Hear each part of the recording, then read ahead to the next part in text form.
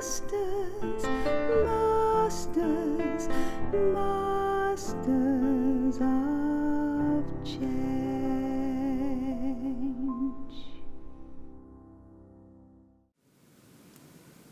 Welcome to Masters of Change. My name is Kim Cunio and I'm the Head of Music at the Australian National University, and I'm here with my good friend Charlie Hogg. Charlie is the Director of the Brahma Kumaris in Australia, and Charlie and I are having a series of discussions about spiritual life. Charlie, welcome again. Thanks so much, Kim. Great to be back with you. Well, we've been having a series on karma, and it is amazing because we've already made 5 episodes on it, and I'm getting the feeling we could make another 50 if we needed to, because it's like karma contains almost like the whole universe. Why is it such a profound topic, and why is it sometimes a bit confronting for us? Because, the law of karma can never lie, Kim. I mean, it is what it is. And I think it sort of takes us back to the essence of what is and how things work. That there is a system. The universe isn't random. It's governed by these extraordinary universal laws that tell me if I behave in an appropriate way, I get a result. But if I behave in an inappropriate way, I also get that result. And that's why if I'm not happy with my life or something, it's a bit confronting because it's much easier to play the blame game. And that's why the world is full of the blame game today, because we want to absolve myself from my own responsibility. It's too confronting to say, well, maybe it's me that's actually creating some things in my life which I'm not really happy about. But spirituality is very gentle. Spirituality says, don't beat up on yourself for it, but just learn. Learn that there is a different way of approaching life, that if you understand the law of karma, you can rebuild a quality life. You can turn a life of issues and problems round. You can understand why the issues and problems have come and even offer solutions to them too. So this understanding is saying that the world is not static. And one of the funny things is we often feel imprisoned by the past, don't we? We do. We've done one bad action and it can ruin a whole life. So I wanted to ask that as my first question to you. What do we do if we really have stuffed up big time? How do we get over it? Well, I think that we have to be absolutely honest first. I think even a little bit of denial because of this, because of that, and just say, yes, I really made a mistake, and I apologize to whoever that may have been impacted by that. But once I've been honest, to learn, secondly, how to do it better in the future, and thirdly, to really learn the art of forgiving myself, because we all make mistakes, and often I think most of us have done some things we really regret in our life, and they're just like a shadow that never goes because we have no tools to really resolve. And that's why I think you and I in our conversations come back all the time. It's not easy to forgive the self. You really hold this against yourself.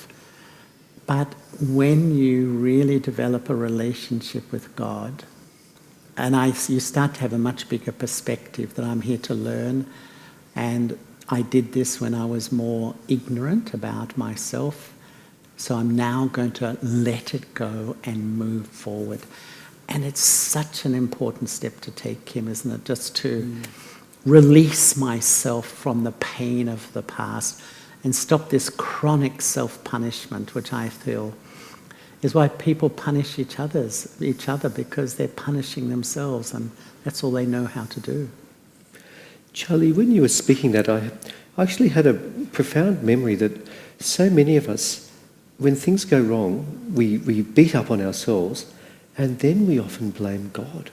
We do. Isn't this an interesting thought? That instead of having faith in the law of cause and effect, we actually ascribe a malevolence to God that simply doesn't exist. Why is this the case? Because I think we grow up with a notion of what God does and what God doesn't do. And I think often the idea that we're left with is that it's God who's up there, who's playing a chess game, and we're all a sort of a part of his chess game. So he gives, rolls the dice, and you have a great life, Kim, and someone else has a terrible life. But, that just can't be the case, because God can't favour in that way. So because of a wrong understanding of God, my understanding of God is that, when I'm connected to God, I can understand clearly what is a good action and a bad action. So God empowers me to do good karma. It's not him doing the karma through me. He's given me an intellect to understand I can create a beautiful life if I do actions in the awareness of who I am and the awareness of God. But if I continue actions thinking I'm a temporary body, so they're coloured by all that negative stuff, my destiny is affected by that consciousness. This is a profound moment. I wouldn't mind spending some time on this, because this can be, again, one of the many little confronting things about talking about karma. Because on one level we would like to say, I saw someone needed something, I gave it to them, aren't I good? Job done. Yeah. But what you're saying is, unless our heart is actually pure, it's not that it's meaningless, but it's like the sheen has gone off the action. Yeah. Yeah, absolutely. Sometimes that the intent is the power of an action. And if my intent is a little bit selfish, or I want some reward for my action, and often today it is, because, we can't praise ourselves. We don't feel good about who we are. So I do an action. I want you to praise me. I want you to appreciate me, because I can't give it to myself, so I do it. And so I've got a strong motive in my action. And when that is not fulfilled, I feel incredibly disappointed. And then I'll go back to the blame game again. I did this for you, and you didn't appreciate me. Whereas really, when you do it for love of God, you're not looking for that. You're already feeling appreciated. And that's when you do actions because you love God, you don't have a desire for return. And strangely, the less desire you have for others to praise you and respect you, the more you will get it. That's the paradox of life. The perfect word is paradox. It's an ironic paradox, isn't it? It is, yeah. But yet the solution seems deceptively simple, which is to, first of all, truly believe that we are loved. Yeah. So how do we do that? What can we take into our hearts to really... It's like we need to download this faith. It's more than faith, this experience. Yeah. And be sure that we are already loved, so we don't need to do all these temporary things to make love. Yeah. It's really the essence, Kim, because all the things we talk about at the heart, the way it can really work, otherwise it's theory. We can talk about all these lovely ideas. Where do I get the power? The power comes from a loving relationship with God. And that really gives me the power to step back into who I really am. And to develop that loving relationship, I have to really become like God. I have to, in a sense, become like a bodiless soul. So that's the practice I need during the day. I come into action and I connect with life, but when I have a few moments, I withdraw. I become the seed and I connect. And the more those drops of connection come, it's like you're just building up power in yourself so that it becomes more normal for you to do a whole day of helping people, and you go home very fulfilled. You have not even one thought that no one really said I did a good job, no one really praised me, no one supports me, all that sort of, because that sort of takes the shine off the action, like you were saying. This is very, very beautiful. So on one level, we have to have this, a regular experience of yoga. We do. That's what you're saying, is that all of us actually are already built with the mechanism and the facility to be yogis. Yeah. That's beautiful. It's so beautiful, Kim. The thing is that the way I'm looking at it these days is that yoga means union, connection. How do we do that? All we have to do is remember. Every time you remember anything, you're connecting. It's the most subtle thing. That's why I love the image. Just imagine, just each time your mind connects, you go home to your partner, you go to your child, you go to your work. There's this little subtle thread connecting. Whatever you connect with will influence you. And then that influence gives you an experience. And so if I remember the past, people, my connections are making my moods go up and down because I'm downloading back an energy from those connections. The logic of God is that there's a one-stop connection which is constant. It's absolutely full of all I need. And really, I would say the spiritual journey is nothing more than fulfilling my responsibilities, caring for my family, doing all the mundane duties of life, cooking, cleaning, whatever, but I do it in remembrance of God. And that yoga, as you called it, that connection, it's like I'm putting myself under the right influence, and then when I do, everything starts to work. My karmas start to change. And when I do good karmas, the result of those karmas come back to me. Everything, the whole dynamic of life is shifting and transforming. Charlie, when you were speaking, I remembered a definition from Patanjali about yoga. And it's yoga is the cessation of the fluctuations of the mind. Isn't that beautiful? It is. Really, we can say for a long time in India, people have been aware of the power of yoga, which, of course, it's really good to clarify. Yoga, in our case, is not meaning to be able to do standing on your head for 3 days in a row or a back bend. Nothing wrong with becoming very good at those practices. But you're talking really about a spiritual practice and a spiritual understanding, aren't you? We're talking about Raja Yoga, really, Kim. And my understanding of all the limbs of yoga, as Patanjali, the 8 limbs, is that, first begin by disciplining the body, Hatha Yoga. Then by disciplining the breath, pranayama, you work up ultimately to the mind. But interesting, the mind isn't disciplined by a sort of a control, it's disciplined by love. And that's the amazing wisdom, that when there's love and relationship, I naturally concentrate. And when I naturally, because where the heart goes, the mind is going to follow. It's a natural thing. And when the mind loves God, and that's probably one of the main things to really make God my lover, really learn the beauty of that soul. That soul is absolutely real, is my real parent, my mother, my father, my beloved, my friend. These relationships are absolutely real. And that's my aim in life, is to go about my life sort of keeping the company mentally. And so when all the stuff of life happens around you, you're under this incredibly positive influence. It takes practice. There's absolutely no doubt. But this is what I call a karma yogi. And we can sit and meditate, and you can meditate and remember God. But when you're doing action, when you've got distractions and people doing this and that, to keep the connection, when you can do that, really, that's a huge achievement. And that's what the practice is about, practicing to remember God more rather than reacting to people, blaming people, taking hurt, all the usual fluctuations or the cessations of the mind that Patanjali was talking about. Charlie, I want to tell everyone a secret. Is that okay? Yeah. Shh. You are loved by God. And isn't it amazing to think that all of us are loved equally by God?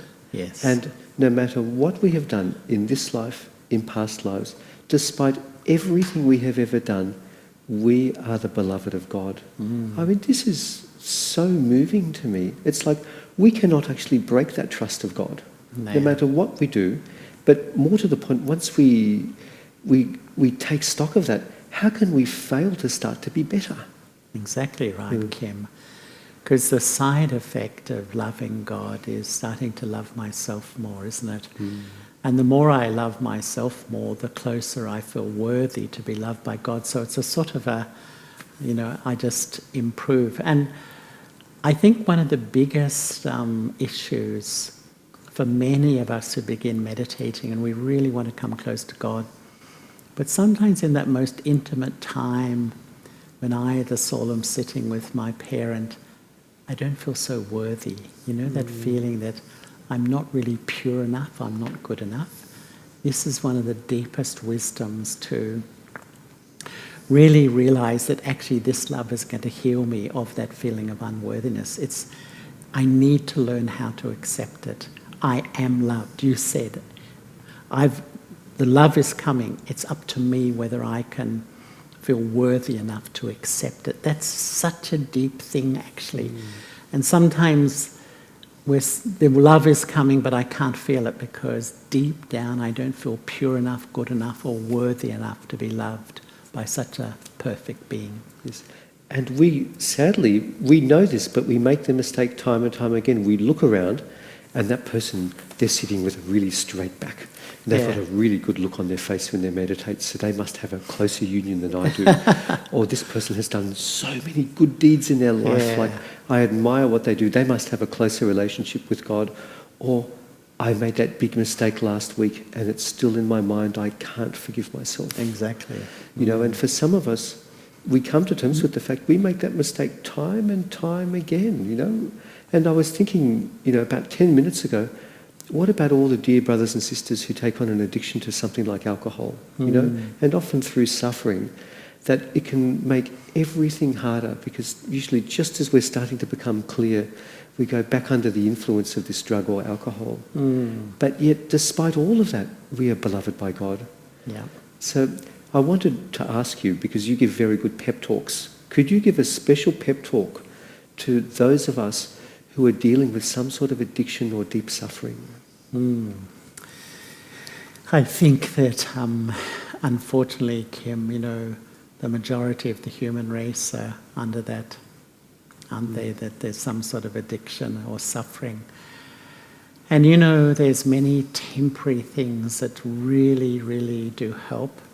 But the permanent thing is this relationship with God. And there's a very famous program, which you know, called the 12-step program, which is the step to deal with an addiction. And one addiction is to have bad feelings for myself. That's an addiction. And the first step of that program is to first be completely honest that I have a problem. And the 11th step is conscious contact with God.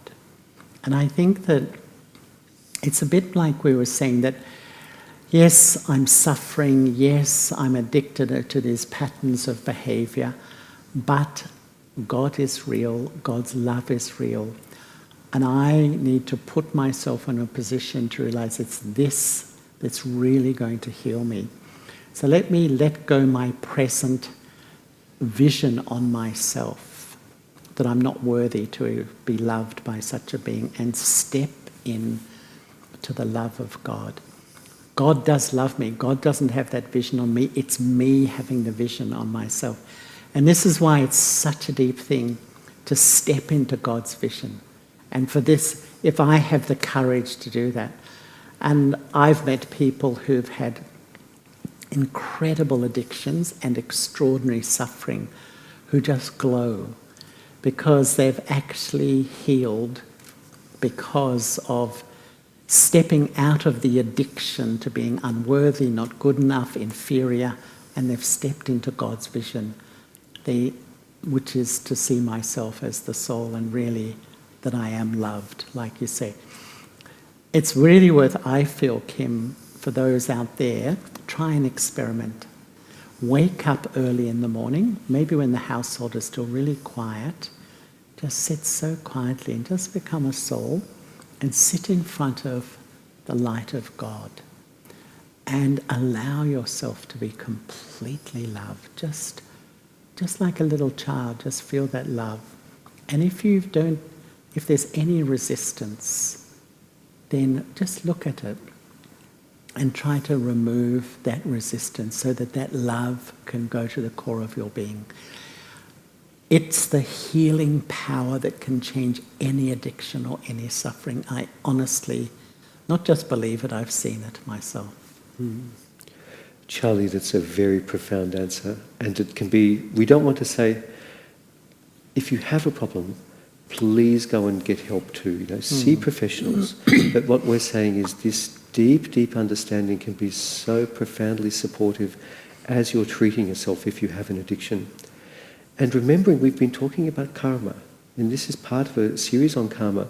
So we're thinking about how we are creating our own destiny.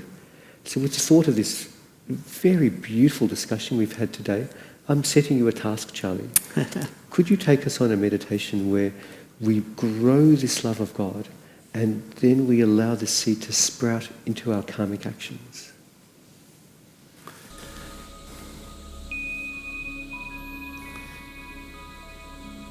So everyone who is watching,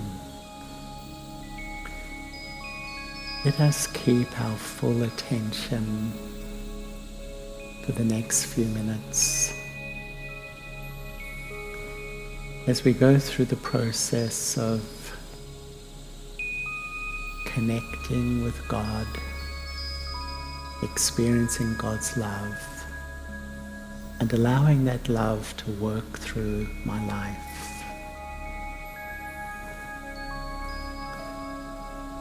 Experience yourself as the soul, the infinitesimal point of light that provides all the energy of this body. The more I am soul conscious, it's like I enter the world of the Supreme Soul. I, the soul, see the Supreme, a soul like me, but a soul that carries no past, no karma. So I remember the divine to help me clear the heaviness of my past. Sometimes the weight of the past feels so heavy, I doubt I can do it. But one thing makes it possible. It's love. The Supreme Soul, the Divine, is an ocean of pure love, unadulterated love. And when I allow myself to experience this completely unpolluted love, it's the magic healing ingredient.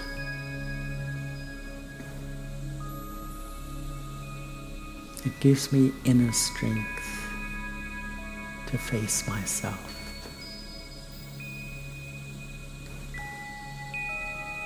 So just sit in front of that radiant jewel of God as a little child and open your heart. Feel this divine energy filling you, caressing you, healing you. Open your heart even more and more. Be completely open. I don't have to hide anything. Become completely naked in front of the divine.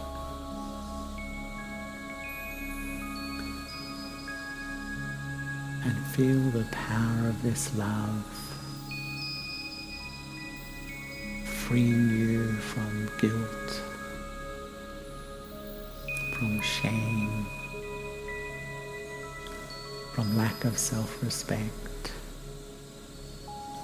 from self-criticism.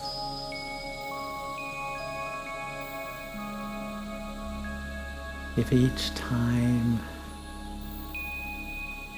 when I feel a bit low, when I don't feel any value, or I'm pulled to old habits, sit down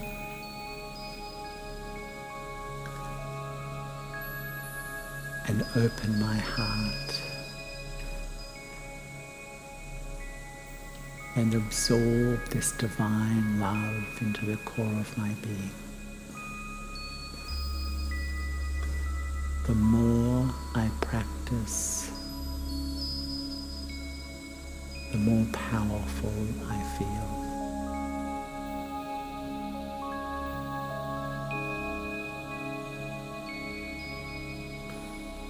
Om Shanti.